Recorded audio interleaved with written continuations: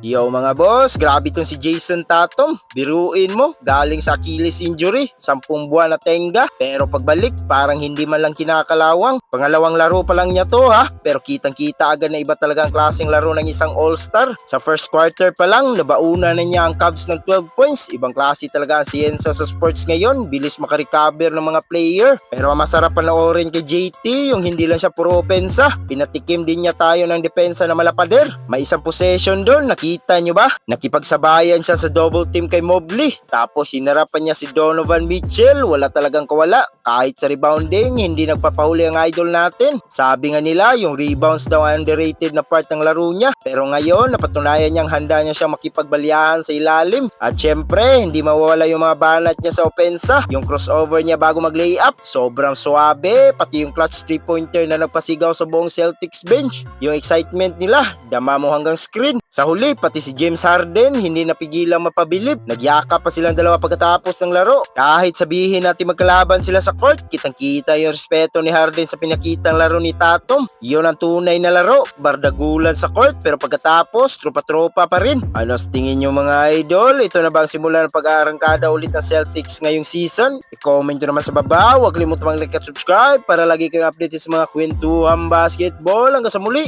peace out!